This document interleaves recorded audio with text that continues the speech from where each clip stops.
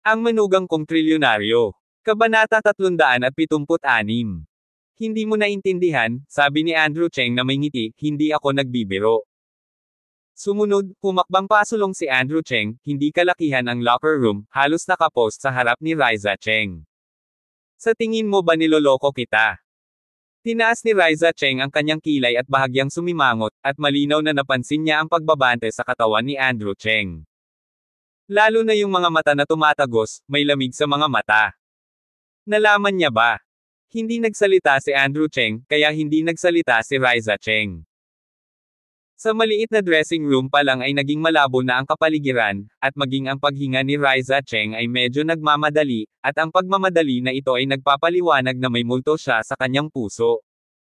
Nang makita siyang tumahimik, muling sumandal si Andrew Cheng.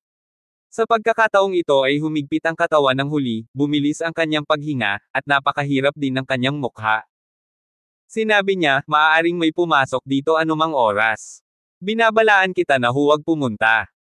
Malamig na tinitigan ni Andrew Cheng ang medyo natarantang babae sa kanyang harapan, ngumisi sa gilid ng kanyang bibig, oh, di ba?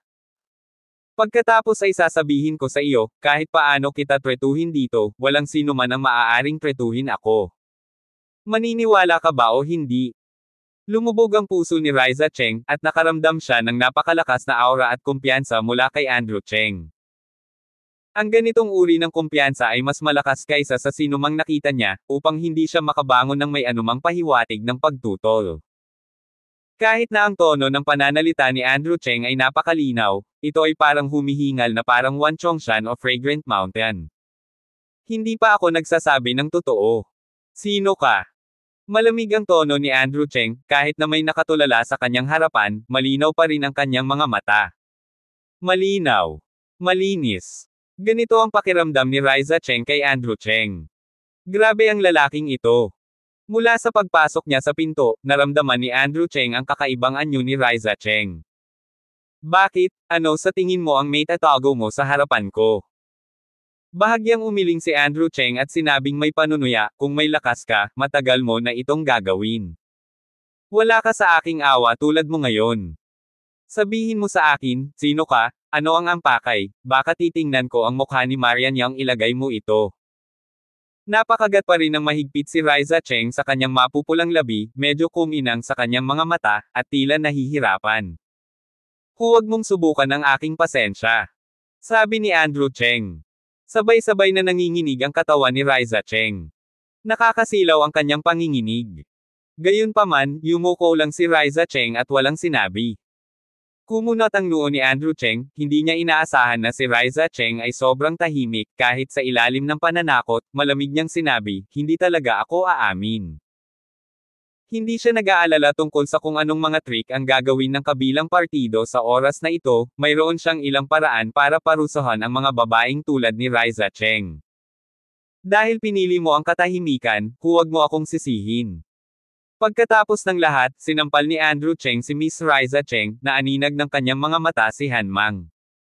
Sa sandaling ito, nahihiya si Riza Cheng, at labis siyang nahihiya at galit. Isang galit na galit ang lumitaw sa mukha ni Miss Riza Cheng, ngunit ang galit na ito ay sinamahan ng kanyang namumula na mga pisngi, ngunit hindi siya nakakatuwa. Damn you! Alam mo ba ang kahihinatnan nito? Napahiya si Miss Riza Cheng. Nanunumpa siya na kapag lumabas siya, dapat niyang i-discarge si Andrew Cheng, ang mabahong lalaki. Siya ay lumaki ng husto at hindi kailanman nakaranas ng gayong kahihiyan. Tinatakot mo ba ako? Hindi mo ba naisip na mapatla na sabihin ang mga bagay na ito sa iyong estado ngayon? Dahan daw ang pinakawalan ni Andrew Cheng ang kanyang panlalamig, at unti-unting lumamig ang kanyang mukha, na nagsasabing, sa totoo lang, napakahusay kong magsalita, at hindi ako mahilig manggulo ng mga tao, pero bakit kayo ganyan? Sa tingin mo itinatakot kita? Kung hindi mo ito layunin sa iyong puso, bakit ka dapat maging malapit sa akin? Tignan mo, halata naman sa akin ang gusto mong hanapin, pero para akong binubuli sa'yo. Hindi mo ba naisip na ako ang dapat magkasala? Ano ang gustong hanapin ng babaeng ito sa sarili niya? Hindi pinansin ni Riza Cheng ang mga salitang sinabi ni Andrew Cheng. Ang namumula niyang pisngi at galit na mga mata ay nagsabi, pagbigyan mo ako, kung hindi ay sisigaw ako. Nang marinig ito ni Andrew Cheng, bigla siyang natuwa, at nakangiting sinabi, "Sigaw ka, kung gusto mong makita ka ng mga tao, sumigaw ka lang." Sa sandaling marinig ito ni Riza Cheng, mukha siyang nagyelo na Chinese cabbage. Iniyuko niya ang kanyang ulo at walang sinabi. Sinulyapan niya ang mga mata ni Andrew Cheng, ibinaba ang kanyang kilos, at humiling ng mahinang paraan, "Ano ang gusto mo?" Ngumiti si Andrew Cheng at gumawa ng grabong motion gamit ang isang kamay sa hangin, na tinatakot ang kabilang partido na umatras. Ang paghinga ni Riza Cheng ay naging napakabilis, sa takot na si Andrew Cheng, ang bastard, ay gagawa ng mga hindi naaangkop na aksyon. "Bakit ka takot?" Hindi napigilan ni Andrew Cheng, ngunit naglalaro ng paraan at sinabing, "Kapag gusto mo akong subukan, dapat mong maunawaan kung ano ang kahihinatnan. Kung ikaw ay mag-isa sa isang silid, talagang hindi ka mag-alala tungkol sa akin ano ang ginagawa mo sa iyo. Bakit ang iyong figure ay isang hindi mabibaylang kayamanan sa mata ng mga tao? Gayunpaman, ginagawa mo pa rin iyon, na nagpapahiwatig na mayroon kang dahilan upang gawin iyon. Dalawang dahilan lang yata. Una, may malaking halaga ako sa iyo. Pangalawa, pinagkatiwalaan ka, o may nasa likod mo na kumokontrol sa iyo, di ba?" Nanginig si Miss Riza Cheng, at ang kanyang paghinga ay naging mas mabilis, at isang nakakatakot na tingin ang lumitaw sa kanyang mga mata. Malinaw, nahulaan ni Andrew Cheng ang isa sa kanila. Tungkol ito sa lahat, at hindi ito itinago ni Andrew Cheng, na may mapaglarong ngiti sa kanyang mukha, na nagsasabing, "Syempre, may isa pang posibilidad, iyon ay, tingnan mo ako bilang gwapo at gusto mo akong kunin bilang iyong sarili.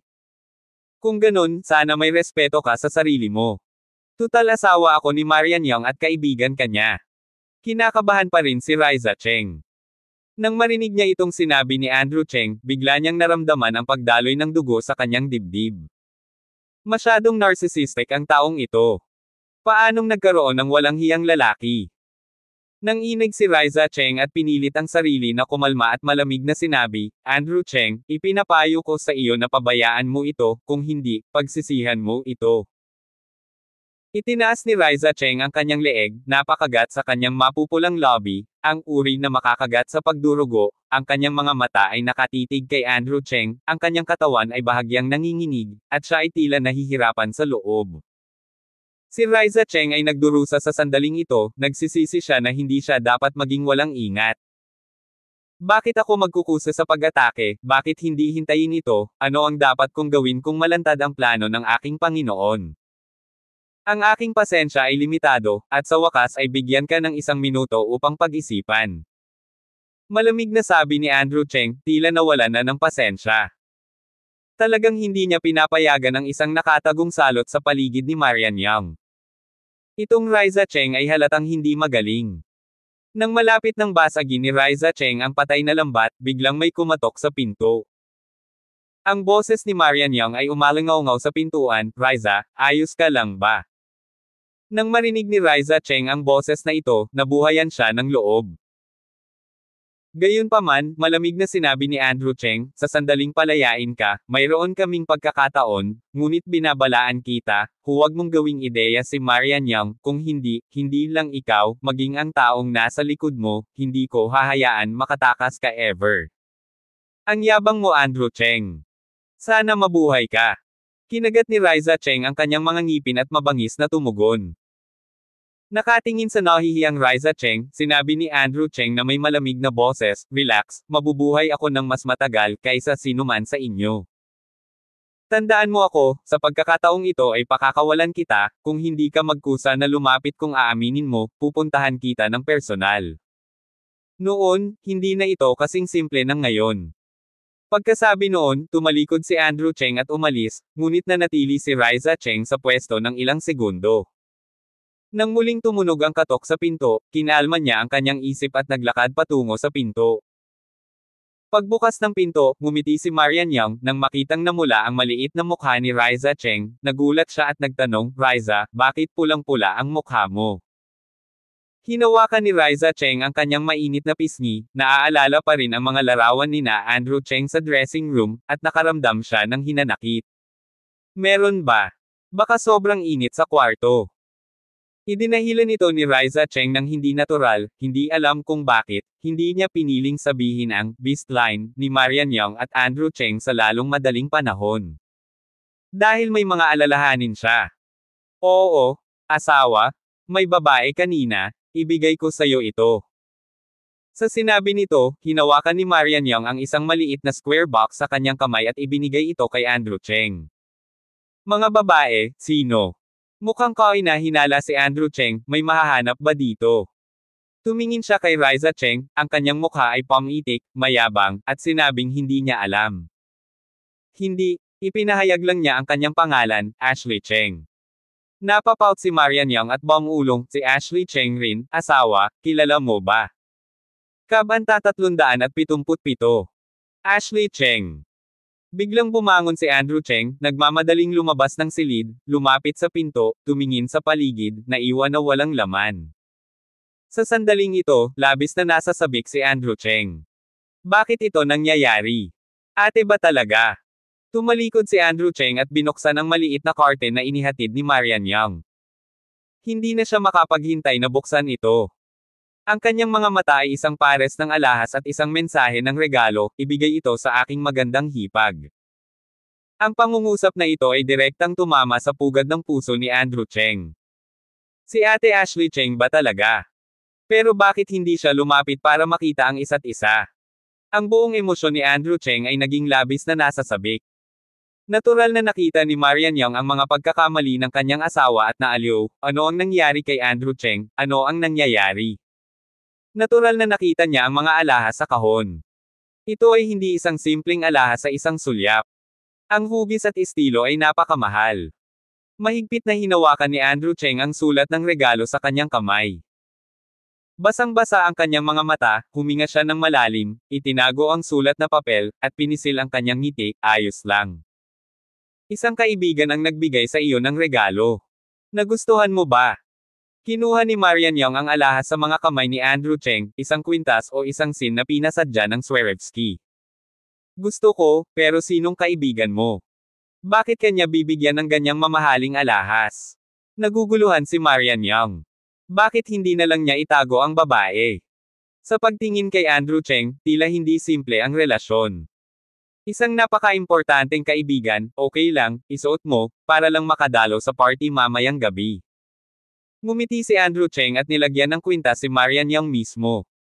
Makikitang maingat din ang pagpili ng kabilang partido, na isang magandang kaibahan sa ugali ni Marian Young. Tiningnan ni Marian Young ang kwintas sa kanyang leeg at ngumiti sa gilid ng kanyang bibig. Pagkatapos ay tumangala siya at nalaman na naisuot na ni Andrew Cheng ang kanyang panggabing damit. Ang puting kamisete sa loob ay pinalamutian ng mga pattern, na nagpalabas lamang ng kanyang figure. Ang maikling itim na evening dress ay mukhang kalmado at atmosfera. Ang isang bahagi ng dibdib, spa, higit pa ang nagpatalsik sa kanyang ugali. Simpleng ngunit maayos at mapagbigay, ang mga damit na pinili ni Miss Riza Cheng para kay Andrew Cheng ay talagang bagay sa kanya. Napakamahal na ng damit na ito. Sa sandaling ito, huwag masyadong isuot ito kay Andrew Cheng, tulad ng ginawa para sa kanya. Marian, bumaba ka muna, kailangan ko pa ng buhok. Ngumiti si Andrew Cheng. Hindi rin pinansin ni Marian Young, at umango, nauna. Sa silid, naalala ni Riza Cheng ang mabangis na pag-uugali ng lalaki sa dressing room kanina, at kinasusuklaman niya ang kanyang mga ngipin, kinagat ang kanyang mapupulang lobby, at binigyan si Andrew Cheng ng masamang tingin. Nakita ni Andrew Cheng si Marian Young na bumaba, na nakapaskil sa tainga ni Riza Cheng mula sa likod, at mahinang nagsabi, huwag kalimutan, lumapit ka sa akin, kung hindi, pupuntahan kita. Ang mainit na hininga mula sa bibig ni Andrew Cheng ay tumama sa kanyang mainit na tenga, at naramdaman lamang ni Riza Cheng na ang kanyang katawan ay hindi maiwasang manginig. Tumangala siya at tumingin kay Andrew Cheng ng napakakomplikado, nang hindi tumitili. Pagkaalis din ni Andrew Cheng, bumalik si Riza Cheng sa dressing room. Nakatayo siya sa harap ng malaking salamin at tinitigan ang sarili sa salamin. Nasusuklam. Hindi magandang turuan ang sarili. Pinahiya. Ano ang dapat ipaliwanag ng host? Ang party ng Bikang Group ay ginanap sa Kempinski Hotel. Sa katunayan, ito ay isang pagpupulong sa palitan ng industriya. Ito ay hindi lamang ang panloob na mataas na antas ng Bicang Group, ngunit nag-host din ng ilang kilalang negosyante sa dayuhang industriya ng parmasyutiko. Maagang dumating sina Marian Young at Andrew Cheng. Nang nasa pintuan na sila ng hotel, nasagasaan nila si Lester Cao, na mayabang. Ang lalaking ito ay may dalang kasamang babae na may mababang ngiti. Nang bumaba si Marian Young sa kotse kasama si Andrew Cheng, napakayabang niya at ng kanyang kasama-sama. Andrew Cheng, hindi ko inaasahan na darating ka. Nang lumingon si Andrew Cheng, nakita niya ang mapoot na mukha ni Lester Cao at binigyan siya ng malamig na tingin. Marian, sige, hayaan mo akong magsabi ng ilang salita kay Lester Cao. Niyakap ni Andrew Cheng ang baywang ni Marian Young, at nag-gesture. Sumimangot ang magandang kilay ni Marian Young, bumulong sa tenga ni Andrew Cheng, huwag kang masyadong matigas. Nakakurba ang sulok ng bibig ni Andrew Cheng, nagpapahiwatig na alam niya. Sa pagtingin sa likod ni Marian Young, sinulyapan ni Andrew Cheng si Lester Cao at tinapik ito sa balikat. Natakot ang lalaki na iwasan ito, tumingin sa kanya ng may takot na mga mata at nagtanong, ano ang gusto mong gawin? Nagkibit balikat si Andrew Cheng at nagpaalala, Lester Cao, ipinapayo ko sa iyo na maging mababang loob na tao. Paano kita mamahalin? Andrew Cheng, kapatid mo ako dati, pero ngayon, nandito si Lester Cao para harapin ka. Ang galit din ni Lester Cao ay nasa puso niya, si Andrew Cheng ay nabangkarot, bakit pa siya kumilos ng husto? Sa pamamagitan ng ano? Ang isang kilalang basura ay talagang ang master ng Cheng Group. Noong una, nabigla si Lester Cao nang malaman niya ang tungkol dito. Pero ngayon iba na, wala man lang siyang takot. Andrew Cheng, ikaw ay palaging magiging basura. Bukod dito, sa napakaraming tao ngayon, hindi siya naniniwala sa pananghihasang gawin ni Andrew Cheng sa harap ng napakaraming tao. Sumimangot si Andrew Cheng at malamig na sinabi, Lester Cao, saan ka nagkaroon ng lakas ng loob na kausapin ako ng ganito? Siya ba ang taong nasa likod mo? Hindi pa ba sapat na bugbugin ka noong nakaraan? Nang marinig ito, walang kamalay-malay na umatras si Lester Cao at pinagalitan ang ilang salita, katulad ng, naghihintay ka, tiyak na hindi kita mapapabuti, at pagkatapos ay dinala ang isang matangkad na kasamang babae sa lobby ng hotel. Tumingin si Andrew Cheng sa likuran ni Lester Cao na tumakas ng walang kabuluhan, walang magawang umiling at bumantong hininga. Imbes na magmadali, mas pinili niyang humahit ng sigarilyo. Opisyal na nagsimula ang party, at lahat ng ito ay nakakainip na mga link. Si Andrew Cheng ay kasama ni Marian Young at nalaman na ang kanyang asawa ay tila hindi masyadong masaya, at walang ngiti sa kanyang mukha. Hoy! Ano bang iniisip mo, nahihirapan ka? Itinulak ni Andrew Cheng si Miss Marian Young gamit ang kanyang siko. Ano? Natigilan sandali si Marian Young, ikinawit ang kanyang buhok sa kanyang tainga, at mahinang ngumiti, wala, pupunta ako sa banyo. Pagkatapos ng lahat, itinaas ni Marian Young ang kanyang panggabing damit at mag-isang naglakad papuntang banyo. Walang pakialam si Andrew Cheng, sumulyap lamang siya ng hindi sinasadya, at nalaman na ang isang lalaki sa karamihan ay hindi nagtagal pagkaalis ni Marian Young, na nagkunwaring nag-follow up ng hindi sinasadya, at ang direksyon ay ang banyo rin. Hindi ganoon ka-special, ngunit palaging nararamdaman ni Andrew Cheng na may mali. Bahagya siyang kumunat ang noo, ibinaba ang baso, at sumunod. Sinundan ni Andrew Cheng ang palihim na lalaki sa banyo. Tulad ng inaasahan, ang lalaki, pagkatapos ng ilang beses na lumingalinga, ay pumasok sa banyo ng mga babae. Si Marian Young ay nakatayo sa harap ng salamin sa banyo sa sandaling ito, tinitingnan ng babaeng may pinong makeup sa salamin. Medyo lumuwa ang mga mata niya, at hindi niya alam kung ano ang iniisip niya. Halika na. Napabuntong hininga si Marian Young, ipinilig ang kanyang maliit na ulo, yumuko at naghugas ng kamay, at handa nang lumabas. Gayunpaman, isang lalaking nakaitim na suit ang biglang sumugod mula sa pinto ng banyo ng mga babae, nakatitig kay Marian Young na may pagtatampo. Sino ka? Natigilan si Marian Young ng ilang hakbang sa gulat, nakasandal sa lababo at pinagmamasdan ang lalaki na nilock ang pinto pabalik, biglang nanlamig ang kanyang puso. Ang lalaking lumabas sa banyo ng mga babae ay malamig na tumingin kay Marian Young sa harap niya at sinabing, ako ang taong kikitil sa buhay mo. Pagkatapos ng lahat, isang pilak na kumikinang na punyal ang dumulas mula sa kanyang manggas, namumulaklak sa ginaw. Sa sobrang takot ni Marianyang ay idiniin niya ang kanyang kamay sa lababo, ang kanyang kabilang kamay ay pinisil sa isang kamao, ang kanyang mga labi ay bahagyang nanginginig, at siya ay napagod at nagtanong, sino ang nagpadala sa iyo? Hindi siya tanga, handa na ang kabilang partido, handa na. Gusto niyang humingi ng tulong, ngunit alam niyang kung gagawin niya iyon, mas mabilis siyang mamamatay. Sa makatuwid, pinili ni Marianyang na magtrabaho sa paligid. Paumanhin, hindi ito maaaring sabihin sa iyo. Malamig na ngumiti ang lalaki at dinilaan ang gilid ng kanyang bibig at sinabing, makatiyak kang wala kang mararamdamang sakit. Tutal, 2 hakbang pasulong ang lalaki, masikip ang punyal sa kamay. Ito pala ay isang mahinang babae na talagang nagbigay ng $5 milyong bilang kabayaran. Napakaganda talaga ng trabahong ito. Magkano? Doble ang ibibigay ko sayo. Umatras si Marianyang at nagngangalit ang kanyang mga ngipin. Hindi niya maintindihan kung sino ang nanakit sa kanya, ngunit makikita na ang kabilang partido ay bumibili ng isang mamamatay tao. Dahil ba sa bagong gamot ng kumpanya? Nag-alinlangan ang lalaki, nakasimangot kay Marianyang, na para bang inaakit siya ng kalagayan ni Marianyang. Ngunit sa isang iglap, ngumisi siya at ngumisi, may tuntunin tayo sa linyang ito, hinding-hindi natin ipagkakanulo ang amo, kagandahan, panatag, hindi ka sasaktan, ngunit sayang, napakaganda ng mukha mo.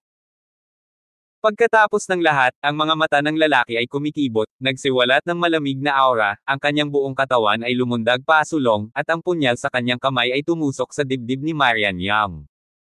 Ano? Sa sandaling iyon, si Marianyang ay sumigaw sa takot, nanlaki ang kanyang mga mata, tanging ang matalim na punyal ang nakatutok sa kanya. Kabanata 378. Boom! Sabay biglang sinipa ang pinto ng toilet mula sa labas. Si Andrew Cheng ay nagmamadaling pumasok, at ang napakalaking mapanirang kapangyarihan ay nagulat sa lalaki upang mag-alinlangan, ibig sabihin, sa loob ng ilang segundo, si Andrew Cheng ay tumayo sa kanyang harapan, itinaas ang kanyang mga paa, at biglang sumipa. Boom! Sinipa ng malakas ni Andrew Cheng ang tiyan ng lalaki.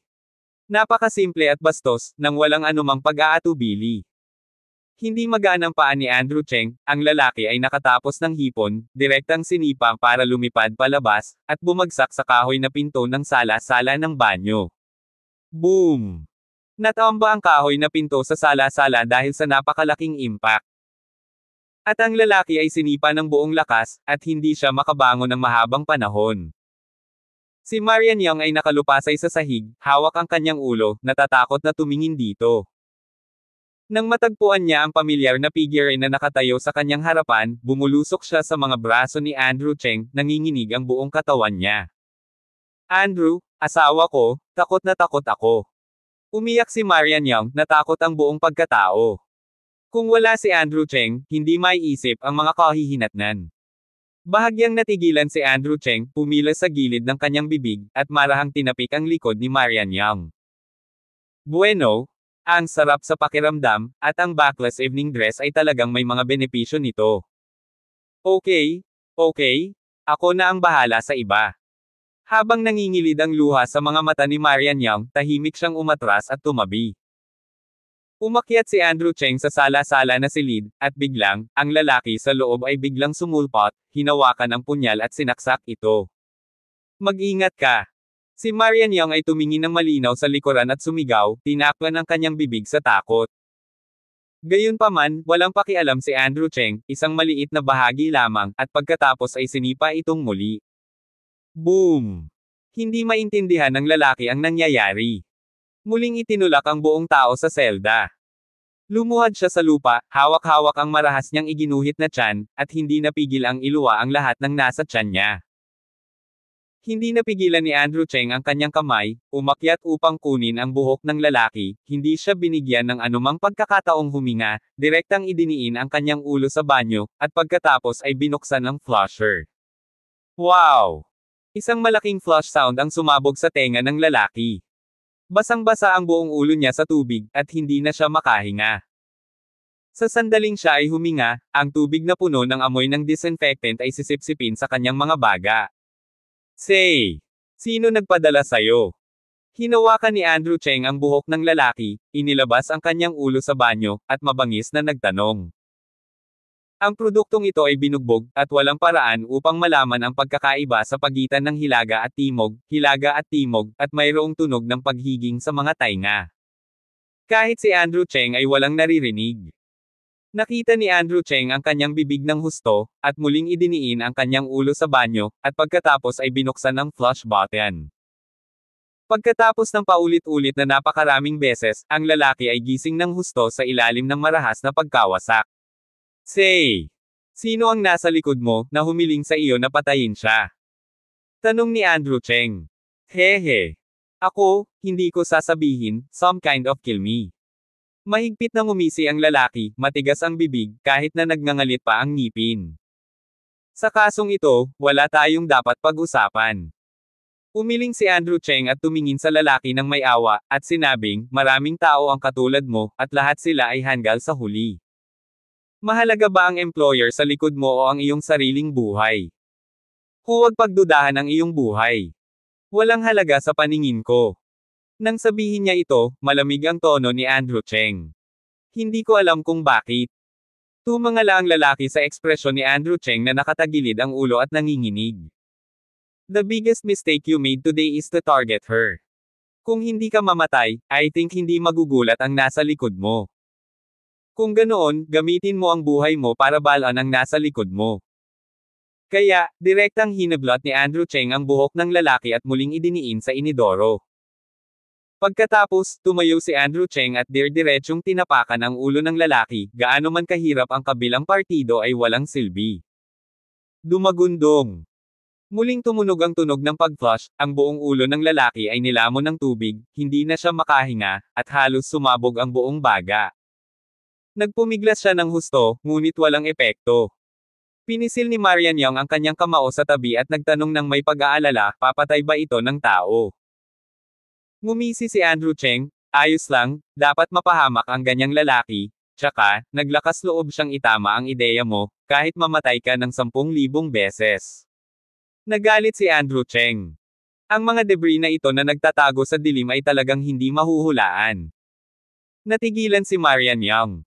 Sa pagkakataong ito, kaya pa niyang tumawa. Sa pakiramdam na hindi na siya makahinga, ibinuka ng lalaki ang kanyang bibig, ngunit sa isang bibig, ang malamig na tubig ay bumubulusok sa kanyang bibig, at pagkatapos ay ang kanyang tiyan.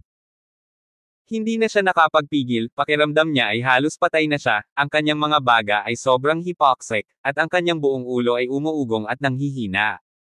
Bigyan ka ng huling pagkakataon, may sasabihin ka. Malamig na sigaw ni Andrew Cheng. Tinapik-tapik ng lalaki ang banyo, at pagkatapos ay niluwagan ni Andrew Cheng ang kanyang mga paa, at pagkatapos ay hinawakan ang kanyang ulo upang hilahin siya palabas at bumagsak ng husto sa lupa. Basang-basa ang lalaki, paralisado sa lupa, ubo-ubo, hingal na hingal sa hangin, na-suffocate ang buong mukha. Sabihin mo. Nagtatampo si Andrew Cheng. Oo. Austin Lau, pamilya Lau ng Xiangyong. Sumimangot si Andrew Cheng, nakatingala kay Marian Young. Tumingin din si Marian Young kay Andrew Cheng na bahagyang nagulat. Sino si Austin Lau? Hindi alam ni Marian Young. Ngunit alam ni Andrew Cheng na iyon ang lalaking iyon. Ang lamig sa puso ni Andrew Cheng ay namumuo sa bingit ng outbreak, hindi siya pumunta sa kanya para ayusin ang mga account, ngunit hindi niya maiwasang mag-shoot muna. Direkta rin niyang pinili ang kanyang asawa. Damn it! Ang pamilya Lau ba ay sabik na mahanap ang kamatayan? Ano ang nangyari sa pamilya ng ina? Nagalit si Andrew Cheng. Nagsimula na ang party. Karamihan sa mga naruroon ngayon ay mga kinatawa ng Bikang Group. Ang piging ay dinaluhan din ng mga higanti mula sa buong lungsod at mga negosyante mula sa ibang lugar. Masasabi pa nga na ang kabuuan ng lahat ng pondong naruroon ay maaaring makayanan ang kalahati ng GDP ng Xiangyang. Lumabas sa banyo sina Andrew Cheng at Marian Young at dumating sa lobby, na natural na nakita ni Lester Cao, na nakikipag-usap at nagtatawanan kasama ang iba sa lobby. Malamig niyang tinitigan si Andrew Cheng doon, at puno ng galit ang kanyang puso. Ang eksena sa pinto ng hotel kanina pa ay kinasusuklaman niya ngayon. Damn, Andrew Cheng, sooner or later one day tatapakan kita sa ilalim ng mga paa ko at sisirain ito. Sa pagkakataong ito rin ay pumasok sa venue ang isang maliit na grupo na pinamumunuan ng isang gwapong binata. Pagpasok nila sa venue, agad nilang nakuha ang atensyon ng karamihan sa venue. Lumapit si Lester Cao na may dalang baso ng alak na abala, at sinabing may ngiti sa kanyang mukha, Mr. Chong, sa wakas nandito ka na. Sa magalang na mukha, kung makita ito ng mga tagalabas, si Lester Cao, na ngayon ay nasa limelight, ay masigasig sa isang binata, natatakot ako na siya ay mabigla. Lester Cao, iyon ang pangulo ng rehiyon ng Greater China kung saan ang Tianyao Group ay nasa eroplano. Ang Tianyao Group ay isang negosyong pinondohan ng dayuhan na nagkakahalaga ng daan-daang bilyong dolyar. At ito ang kumokontrol na shareholder ng maraming nakalistang kumpanya. Malakas na pondo at misteryosong background. Ito rin ang pagtitiwala ni Lester Cao. Ang ulo ng binata, mga 26 o 60 taong gulang, ay may espadang kilay at nakatitig na mga mata, at medyo matigas ang isang madilim na asul na suit. Sa unang tingin, ito ay nagkakahalaga ng marami. Ang buong tao ay mukhang napaka-humble at gwapo. Ang taong dumating ay hindi ibang tao, ito ang pangalawang master ng pamilyang Chong sa Kyoto, si Shelby Chong. Ito rin ang unang pagkakataon na dumalo siya sa hapunan bilang pangalawang master ng pamilyang Chong. Ang pamilyang Chong sa Kyoto, na may pinakamalaking mapagkukunan ng martial arts sa Kyoto, ay isang mayamang martial artist. Ang kapangyarihang taglay ng pamilyang Chong ay tiyak na hindi ang uri na pinaglalaroan ng maliliit na pamilya ng Xiangyang. Kalahati ng mga mag-aaral ng martial arts sa Kyoto ay nagmula sa pamilyang Chong. Bukod dito, sa likod ng pamilyang Chong, may mga opisyal at maharlika na tutulong. Mr. Cao, natutuwa akong makita kang muli. Ang mapagbigay ng ngiti ni Shelby Chong, na kabilang sa uri ng mga ngiti sa balat, ngunit hindi ngumingiti, ay hindi nakikita ng mga tao ang lalim. Kasabay nito, kinuha niya ang kopita na iniabot ni Lester Cao, pinisil ito sa kanyang kamay, marahang pinagpag ang pulang alak sa baso, at nakangiting nagtanong, sabi mo magkita tayo ngayong gabi, hindi ko alam kung dumating na yung tao, nandyan na ba? Mr. Chong? Nandito na ang mga tao, tingnan mo. Ngumisi si Lester Cao, itinuro ang posisyon ni na Andrew Cheng at Marian Yang, at sinabing, nakikita mo ba siya Mr. Chong, siya iyon. Siya ang may kasalanan ng pananakit kay Young Master Chong. Ang pangalan niya ay Andrew Cheng. Minsang tinanong ni Lester Cao na si Andrew Cheng ay talagang nasaktan ang Young Master ng pamilyang Chong sa Kyoto at binugbog din sila. Kaya naman, inimbitahan niya ang pangalawang Young Master ng pamilyang Chong sa Kyoto. Dahil alam niyang hindi masyadong nakakairite itong Shelby Chong. Tumingin si Shelby Chong sa daliri ni Lester Cao. Ang unang ipinakilala niya ay hindi si Andrew Cheng, ngunit si Marian Yang sa tabi ni Andrew Cheng, maganda bilang isang diwata. Hindi pa siya nakakita ng ganito kagandang babae, maging ang 4 na gintong bulaklak sa Kyoto. Sa hindi inaasahang pagkakataon, ang maliit na lungsod ng Xiangyang na ito ay may napakagandang babae. Kabanata 379. Pinaypayan ni Lester Cao ang apoy at tumingin kay Andrew Cheng sa hindi kalayuan. Hindi na maitago ang puot sa kanyang mga mata. Aniya, at isa rin siyang hadlang sa ating pagtutulungan sa pagkakataong ito. Hanggat hindi siya nahuhulog, mahirap ang ating pagtutulungan. Ituloy mo. Tahimik na tumango si Shelby Chong, at ibinaling ang kanyang mga mata mula sa magandang likod ni Marian Yang kay Andrew Cheng, na nakangiti. Ito ba ang lalaki? Pagbugbog sa lipunan ng aking mahal na kapatid, hindi ko talaga alam kung dapat ko ba siyang kamuhian o pasalamatan. Kung hindi man, hindi siya nagkaroon ng pagkakataong makapasok sa power center ng pamilyang Chong at formal na makipagkompetensya kay Kerwin Chong para sa may-ari ng bahay. Walang nakakaalam kung ano ang iniisip ni Shelby Chong tungkol sa bagay na ito, ngunit ang mga tagalabas ay tila may mahinang panunuya sa mukha ni Shelby Chong, na palaging kalmado. Ang babaeng kasama ni Lester Cao ay nanatili ang kanyang mga mata sa mga mata ni Shelby Chong, ang kanyang mga mata ay lasing. Tahimik ding binigyan ni Lester Cao ng tingin ang babae. Sa makatuwid, ang babae ay humakbang pasulong at hinawakan ang braso ni Shelby Chong sa oras na ito, at sinabing, Mr. Chong, para sa ating kooperasyon, kailangan mong ayusin ang mabahong batang iyon. Siya ay mayabang, at nagbanta siya. Ano? Bahagyang kumunat ang noo ni Shelby Chong, at ang kanyang mukha ay malamig. Sinabi niya na hanggat ang mga taga-Chong ay maglakas loob na humakbang sa Xiangyang, siya ay magagambala. Mapuputol ang kanilang mga binti. Ang babaeng katabi ni Lester Cow ay talagang may malalim na ambisyon, at ang paglalaro ng isang kamay na ito ay nakatago. Ito ay ganap na naka-frame. Muling humigop ng red wine si Shelby Chong, at nagmamadaling sinabi, bantaan ang pamilyang Chong, narinig ko ito sa unang pagkakataon, medyo kawili-wili. Sayang ka lang, ang malambot na kanin. Haha! Napakayabang niyan. Nanlamig si Shelby Chong sa kanyang puso. Sa kanyang mga mata, si Andrew Cheng tulad ni Cheng Si ay isa ng patay na tao. Tiningnan ni Lester Cow si Shelby Chong na kinakabahan. Napakasimple ng kanyang layunin ngayong gabi. Hinugot niya ang balat ng tigre ng pamilyang Chong at mahigpit na pinigilan ang mayabang na si Andrew Cheng. Hindi naman sa nauna na siya, umupo lang at manood ng palabas. Bukod dito, nakikita rin niya na si Shelby Chong ay natatakot na si Marian Yang ay magagalaw ang kanyang puso. Ngayon lang ipinaliwanag ng mga mata niya ang problema. Mr. Chong, gusto ba nating pumasa ngayon? Hininaan ni Lester Cow ang kanyang boses at nagtanong. Inalog ni Shelby Chong ang red wine sa baso at mahinang sinabi, teka, hindi mo ba ibig sabihin na may mga espesyal na bisita para sa hapunan ngayon? Gusto ko muna itong makita.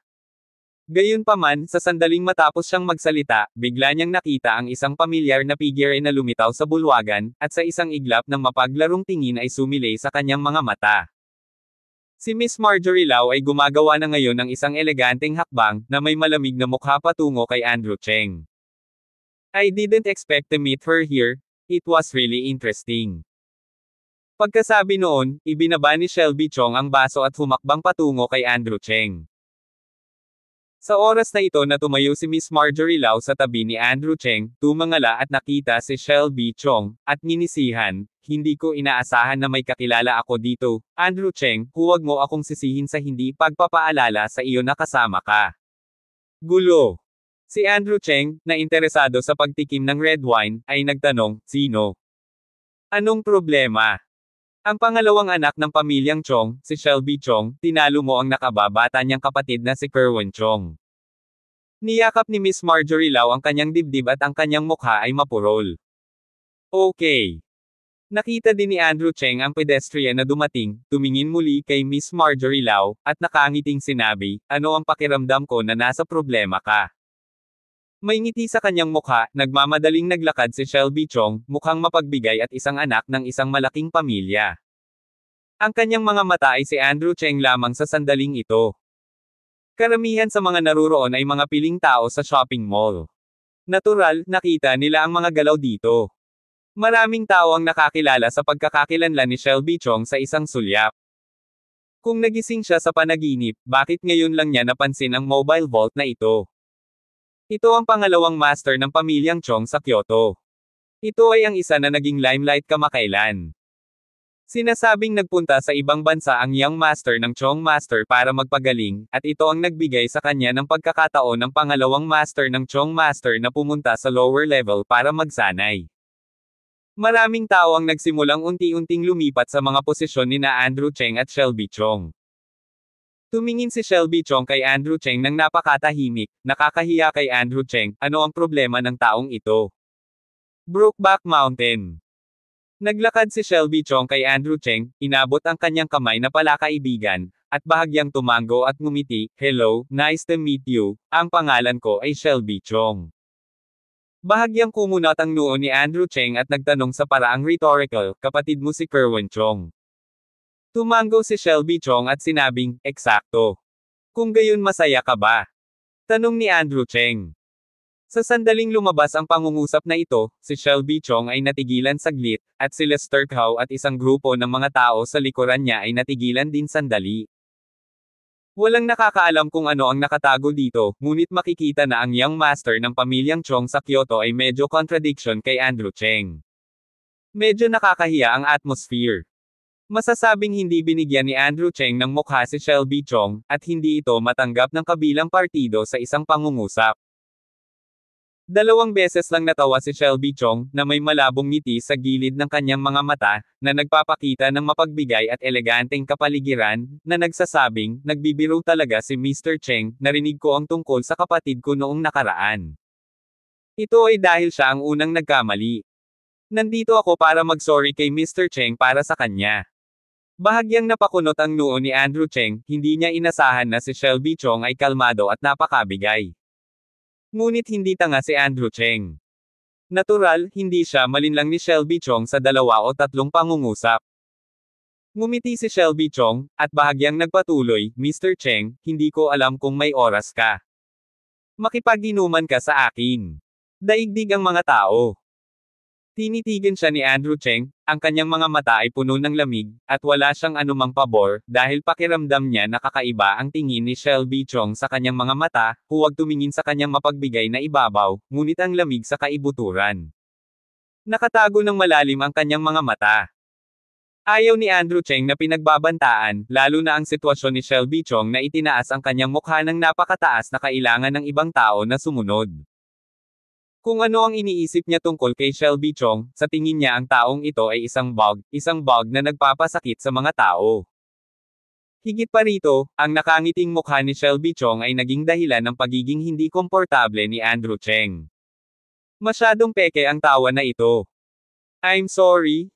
You and I don't know each other, why should I agree to your request? And I think you are very unfriendly. Smiling on the surface, but actually very dark. Walang awang tinusok ni Andrew Cheng, oh, mali ba ang pakiramdam ko? Oh, I'm so sorry.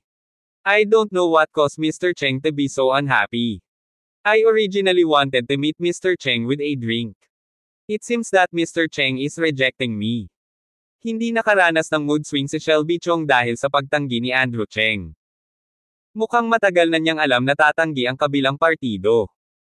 Si Miss Marjorie Lau sa gilid ay nagsabi na hindi nasisiyahan sa oras na ito, sinabi ko ang pangalawang anak na lalaki ng pamilyang Chong, sa palagay ko paano mo ba pinag-uusapan ang yin at yang ngayon, ano ba talaga ang gusto mong gawin? Tumingin si Shelby Chong kay Miss Marjorie Lau, ang panganay na anak na babae ng ika-4 na silid ng pamilya Lau, ay hindi inaasahan na nasa Shenyang City. Sinabi niya na may banayad ng ngiti, Miss Lau, ito ang aking pribadong bagay kay Mr. Cheng, dapat wala itong kinalaman kay Miss Lau. Minsan, hinabol din niya si Miss Marjorie Lau. Ikaw. Bahagyang sumimangot si Miss Marjorie Lau. Nagpatuloy si Shelby Chong, hindi ko alam kung alam ni Uncle Lau na nasa Shenyang si Miss Lau, ano kaya ang iisipin niya. Si Miss Marjorie Lau ay ang panganay na anak na babae sa 4 na silid tulugan ng pamilya Lau, ngunit siya ang inabandona. Wala siya sa sentro ng pamilya Lau, kaya natural na hindi natatakot si Shelby Chong kay Miss Marjorie Lau. Sa oras na ito, hindi masaya si Miss Marjorie Lau, na nagsasabing, Shelby Chong, hindi ko kayang pangalagaan ang negosyo mo. Tumingin si Andrew Cheng sa nag-aaway na dalawa, at malamang naiintindihan niya si Miss Marjorie Lau sa kanyang puso. Kilala pa rin ng long-legged queen na ito ang pamilyang Chong. Si Shelby Chong ay hindi nagpatuloy sa pakikibaka sa paksang ito, tumingin kay Andrew Cheng at sinabing, ngayon gusto ko lang makilala si Andrew Cheng, oo nga pala, para palakasin si Marian Yang, sa palagay ko, sa pagitan namin ni Miss Yang, maaaring mayroong ilang kooperasyon. Nang sabihin ito ni Shelby Chong, isang Ginoo ang tumango kay Marian Yang para itaas ang kanyang baso. Ngumiti lang ng mahina si Marian Yang. Dala-dala ang isang red wine glass, si Andrew Cheng ay tahimik na tumabi, ang kanyang mukha ay unti-unting nagpapakita ng isang mahinang ngiti. Mula sa hitsura ng kanyang mukha mag-isa, hindi niya makita kung ano ang iniisip ni Andrew Cheng sa sandaling ito. Ngunit si Marian Yang sa gilid ay alam na pinipigilan ni Andrew Cheng ang kanyang masamang ideya, o na si Shelby Chong ay nasa gulo. Basag, basag, basag. Biglang nagpalakpakan ang hall, ibinaba ni Andrew Cheng ang red wine glass, at biglang pumalakpak. Lahat ay nakatingin sa kanya na parang nagtataka, hindi alam kung ano ang kanyang gagawin. Want to know me, napakasimple lang. Naalala ko na sinabi ko kay Kerwin Chong last time, basta lumalabas ang mga Chong sa harap ko, talagang tuturuan ko silang maging mabubuting tao. Unfortunately, ikaw ang unang mag-verify. Itong mga taong may mga salita. Habang pumapalakpak, dahan-dahang lumakad si Andrew Cheng sa mga mata ni Shelby Chong, malamig na tumitig sa kanyang mga mata, ipinakita sa kanyang tono, pasensya na, hindi ako komportable sa sinabi mo, mayroon akong masamang problema sa taong ito, ibig sabihin, walang buhangin sa aking mga mata. Chong family? Tutal? Lumaki ang yabang, at walang nakikita. Nang ganito ang hitsura ni Andrew Cheng, biglang naramdaman ni Shelby Chong na hindi isang tao ang nakatayo sa harap niya, kundi isang lobo. Ang buong katawan ay nabalot ng lamig mula ulo hanggang paa, bahagyang nanginginig ang kanyang bibig, ngunit pinanatili pa rin ang kanyang kayabangan, ngumiti siya ng mahina, ano ang gusto mong gawin? What to do? It's very simple. Let me make an analogy. What do you do when a dog shows fangs to you? Of course it is a dog. Marahang kinurot ni Andrew Cheng ang kanyang baba at malamig na sinabi. Sabihin na nating, ang kanyang mga mata ay biglang puno ng kaluwalhatian. Sa oras na ito, tuluyan nang nawala si Shelby Chong sa dati niyang kalmado at mapagbigay na ugali. Pakiramdam niya talaga ay tinatitigan siya ng isang gutom na lobo. Katutubo niyang gustong umatras, ngunit ang kanyang mga binti ay parang nagbubuhos ng tingga, at hindi siya makagalaw. Masama. May mangyayari. Kabanata 380. Itinaas ni Andrew Cheng ang kanyang paa at sinipa ng marahas sa tiyan ni Shelby Chong. Simple at magaspang, ganap na hindi inaasahan ng lahat. Hindi magaan ang paa ni Andrew Cheng, at nang siya ay lumakad pababa, si Shelby Chong ay lumipad ng pabaligtad na parang sirang saranggola sa loob ng 4 o 5 metro. Biglang lumuhad si Shelby Chong sa lupa, hinawakan ang kanyang marahas na pagkibot ng tiyan, nagsusuka ng maasim na tubig, at tuluyang naibuga ang lahat ng red wine na kanyang nainom. At ito ay parang nagsusuka ng dugo. Isang napakadrama na eksena, parang isang beses lang nangyari. Ang mga dumalo sa party ay pawang mga dignitaryo at dignitaryo. Ito ay ganap na natigilan. Iyon ang pangalawang anak ng pamilyang Chong, na pumunta sa Shangyang upang siyasatin ang proyekto sa ngalan ng pamilyang Chong. Ito ay isang pamumuhunan ng daan-daang milyong dolyar. Sinipa. Ito ay simpleng bastos. Bukod dito, ang pinakamahalagang bagay ay natalo ni Andrew Cheng si Kerwin Chong noong nakaraang pagkakataon, at sa pagkakataong ito ay tinamaan niya ang pangalawang anak na lalaki ng pamilyang Chong sa parehong paraan. Ito ay ganap na hindi katanggap-tanggap sa pamilyang Chong. Ito ang kaaway ng pamilyang Chong. O aking Diyos, lahat ng mga lalaking ito na naroroon ay nababaliw, at pakiramdam nila ay malapit nang gumuho ang kanilang pananaw sa mundo. Anong nangyari kay Andrew Cheng? Maglakas loob na si Payne ang pangalawang anak ng pamilyang Chong. Patay na ba siya? Iyon lang, lumuhad si Shelby Chong sa lupa para sa muka, at walang nang ahas na humakbang pasulong para tumulong, maging si Lester Cow, na kanina pa nagtatago sa likod at tuwang-tuwa, ay natigilan sa sandaling iyon, at hindi makagalaw. Kumunot ang mga kilay ni Marian Young, at ang kanyang mukha ay nag-aalala, at hinila niya ang manggas ni Andrew Cheng, dumikit sa kanyang tainga at nagtanong, Andrew Cheng, baliw ka ba? Alam mo ba na siya ang pangalawang anak ng pamilyang Chong, kung ikaw ay gawin mo ito, ganap kang hindi tugma sa pamilyang Chong. Nilinggan ni Andrew Cheng ang kanyang mukha at sinabing, okay lang, makatitiyak ka, asawa ko, may hustisya ako. Si Miss Marjorie Lau sa gilid ay hindi gustong alagaan si Andrew Cheng. Sinipa ni Andrew Cheng ang pangalawang anak ng pamilyang Chong. Bagamat hindi siya iginagalang at malayo sa pangunahing posisyon sa pamilyang Chong, siya pa rin ang pangalawang anak ng pamilyang Chong at kumakatawan sa pamilyang Chong. Huling beses kong sinaktan ang panganay na anak ng pamilyang Chong, kung hindi siya lihim na tumulong, napatay na sana ng pamilyang Chong sa Shangyang. Kakaibang sabihin na ang Kyoto Chong family ay nakinig pa nga sa kanilang sariling mga salita at hindi nagsimula. Ngunit hindi naisip ni Miss Marjorie Lau na ang dahilan kung bakit hindi ito ginawa ng pamilyang Chong ay para hindi tumingin sa kanyang mukha. Kung talagang baliw ang pamilyang Chong na ito, pati ang kanyang Miss Marjorie Lau ay titimbangin. Hindi naman kasi siya pinahahalagahan sa 4/4 ng pamilya Lau. Napakatanga ni Andrew Cheng. Si Shelby Chong ay nakahandusay sa lupa, pakiramdam niya ay ang kanyang tiyan ay natama ng isang mabigat na truck, ang sakit sa ilog at dagat, tulad ng hindi mabilang na mga kontrabida ay pinupukpok ang kanyang tiyan ng mga kamao. Hindi inakala ni Shelby Chong na siya ay sisipain ng kalaban. Bukod dito, kinakatawan niya ang pamilyang Chong, ang pangalawang anak ng pamilyang Chong. Ngayong gabi, tuluyan nang nawala ng mukha ang pamilya Han. Isang pinto na may kulang na 2, lahat binugbog ng iisang tao. Lumuhad si Shelby Chong sa lupa, naramdamang bumuti na ang kanyang tiyan. Itinaas niya ang kanyang ulo, ang kanyang mukha ay malamig, ang kanyang mga mata ay namumula, tinitigan niya si Andrew Cheng, at siya ay umakyat ng malakas mula sa lupa. Sa oras na ito, matagal nang nawala ni Shelby Chong ang dating mapagbigay na ugali at tila nasa isang estado ng kahihiyan. Ang buong tao ay tensyonado at ang galit ay nananalaytay. Pinunasan ni Shelby Chong ang mantsa sa sulok ng kanyang bibig, at pagkatapos ay ibinaba ang butones ng kanyang suit, galit na bumagsak sa lupa, itinuro si Andrew Cheng at sumisigaw, "Alam mo ba kung ano ang ginawa mo?" Galit ang boses ni Shelby Chong, at mukhang namamaos siya, at puno ng lamig ang kanyang mga mata. Tumingin siya kay Andrew Cheng, na sa ngayon ay hindi sineseryoso ang sarili, na para bang pinagmamasdan niya ang mga kaaway ng kanyang ama.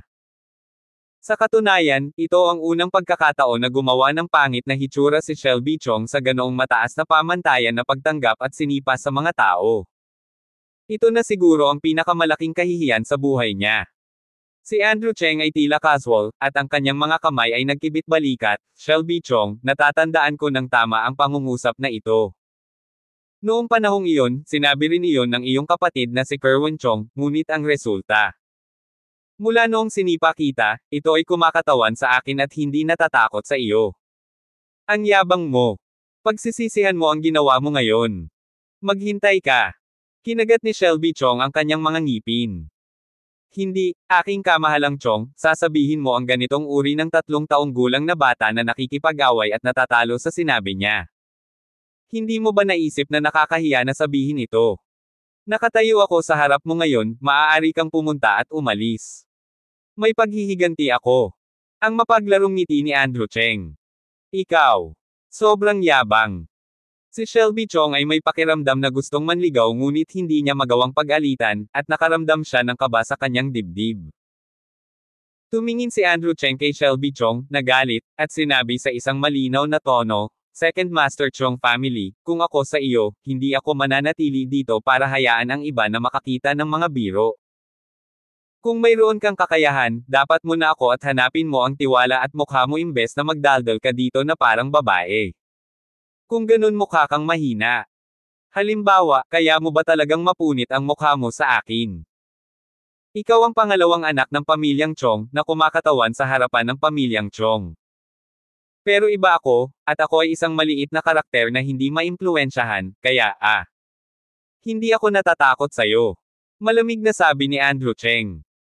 Napakapangit at pangit ng mukha ni Shelby Chong, at tila hindi niya alam kung paano ito haharapin. Gusto lang niyang subukan ito ng maaga, ngunit ngayon ay medyo nahihirapan siyang sumakay ng tigre.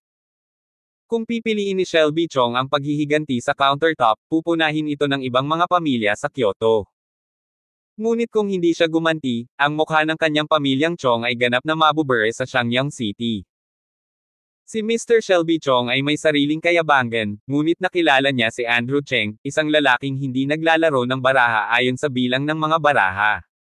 Okay, mahusay. Ikaw ang unang taong hamanin ang pamilyang Chong. Pagbabayaran mo ang iyong mga salita at gawa ngayong gabi at sa huling pagkakataon. Ang aking pamilyang Chong ay hindi isang maliit na pamilya para e-bully. Andrew Cheng, maghintay ka, pagkatapos ng gabing ito, doon ay walang lugar para sa iyo sa Shangyang. Walang awa na sinabi ni Shelby Chong, ang kanyang mga mata ay kumikislap sa magagandang babae. Okay, naghihintay ako. Nakatayo sa harap ni Shelby Chong, ipinakita ni Andrew Cheng ang malamig na tono sa kanyang tono, ngunit bago iyon, nagpa siya akong maningil muna ng interes. Pagkatapos ng lahat, umahan si Andrew Cheng ng isa pang paa, at ang makintab na itim na leather na sapatos ay sumipa ng husto sa dibdib ni Shelby Chong. Sa sandaling ito, naramdaman ni Shelby Chong na parang binasag ng martilyo ang kanyang dibdib, at ang kanyang hininga ay biglang nabara, at isang fog na amoy din ang sumugod sa lukob at direktang na-spray out. Sa isang iglap, ang young master ng pamilyang Chong ay direktang lumipad palabas, at kasabay nito ay sumirit siya ng dugo sa langit. Ang paa ni Shelby Chong ay walang anumang lakas, at ginamit niya ang kanyang buong lakas ng isang buong sipa, na direktang nagdulot ng pinsala sa kanyang mga panloob na organo. Tinatayang mas maganda kung hindi siya nakahiga sa kama ng ilang buwan. Ngayong gabi ang party ng Bicang Group. Si Andrew Cheng ay nakapagdulot sa ganitong paraan, at ang kabilang partido ay ang pangalawang anak ng pamilyang Chong. Ito ay ganap na naglalagay kay Bicang bilang pasibo hanggat maaari. Hindi nagtagal ay lumingon ang Bicang na ito, at napukaw din nito ang isang malaking pamilya ng mga pangkat ng Yaikay tulad ng pamilyang Chong sa Kyoto. Ganap na natapos. Hindi ito pinansin ni Andrew Cheng. Malamig niyang tiningnan si Shelby Chong na nakahiga sa lupa, malamig ang mukha. Ayokong gumawa ng gulo ngayon, pero hindi mo alam kung ano ang gagawin. Kailangan mong maging pinuno, kaya ito ay isang aral para sa iyo. Tiningnan ni Andrew Cheng ang umuubo na si Shelby Chong at sinabing, sana ay bawiin mo ang iyong mga salita sa pagkakataong ito. Hindi tinatanggap ni Xiang Yang ang sinuman mula sa pamilyang Chong. Kung maglakas loob kang bumalik, wala akong pakialam na patayin ka at ang pamilyang Chong ng Kyoto. Direkta. Boom. Parang 5 kulog. Nagulat ang buong audience sa pangungusap ni Andrew Cheng. Pinatay ang pamilyang Chong. Napakayabang ng tono. Hindi ba talaga siya takot sa kamatayan? Sumakit ang ulo ni Miss Marjorie Lau. Natalo na ni Andrew Cheng si Kerwin Chong noon, sa pagkakataong ito ay binugbog muli si Shelby Chong, talagang magulo itong tao ito. Abala siya at sumenya sa ilang staff para tulungan si Shelby Chong pababa. Kung tutuusin, siya ang namamahala sa panggabing party na ito, at hiniling ni Bicang na sumama, ngunit ngayong nangyari na ito, halos hindi na niya ito masisi, kaya dapat niyang ipakita ang kanyang saloobin. Dalhin mo si Mr. Chong sa ospital. Malamig na sinabi ni Miss Marjorie Lau, at kasabay nito ay lumingon siya kay Andrew Cheng at nagtanong, bakit mo ginawa ito, alam mo ba ang kahihinatnan ng iyong paggawa nito? Iyon ang pangalawang anak ni Chong, kahit na hindi niya nakikita ang liwanag, buti na lang, anak siya ng Chong family. Hindi ito sineryoso ni Andrew Cheng, nagkibit balikat at sinabing, Chong, may maganda ba sa pamilyang Chong? Kung gayon ay inaabangan ko ito. Nang sabihin niya ito, bahagyang nanlamig ang mga mata ni Andrew Cheng. Ang Kyoto Han family na ito ay talagang nagiging walang prinsipyo. Noong una, ayaw ni Andrew Cheng na puntiryahin ang pamilyang Chong, ngunit binago ng hitsura nitong Shelby Chong ang kanyang plano. Ipapakita pa rin ng tigre ang kanyang kapangyarihan. Marahil, masyado kong itinago ang aking pagkakakilanlan, at palaging may mga langgam na gustong kumilos laban sa aking sarili o kay Marian Yang. Naramdaman ni Andrew Cheng na oras na para baguhin ang kasalukuyang status quo. Asawa, okay lang ba talaga? Balita ko hindi maliit na pamilya ang Han family sa Kyoto, pero sila ang president ng National Wushu Association. Si Marian Yang ay labis na nag-aalala sa sandaling ito at hinaila ang braso ni Andrew Cheng. Ngumiti si Andrew Cheng at nagsabi, ayos lang, makatitiyak ka, mayroon akong paraan para harapin sila. Any solution? Bahagyang kumunat ang noo ni Marian Yang, at palagi niyang nararamdaman na si Andrew Cheng ay hindi kasing simple ng iniisip niya. Ito ba ay talagang kasing simple ng master ng Kyoto Cheng Group? Kung sasabihin ko sa iyo, ang pamilyang Chong ay wala sa paningin ko. Nakangiting sabi ni Andrew Cheng. Nang inig si Marian Yang, hinampas ang kanyang dibdib, at ngumiti, ang kanyang asawa, huwag kang magbiro, kahit na dati kang master ng grupong Cheng, ngunit kumpara sa pamilyang Chong sa Kyoto, isa rin itong maliit na mangkukulam. Kung sasabihin kong, may trillions of assets ako. Biglang sabi ni Andrew Cheng. Abangan ang mga susunod pang kabanata ng Ang Manugang Kong Trilyonaryo. For more updates, please subscribe to my YouTube channel and don't forget to like and share. Thanks for your support.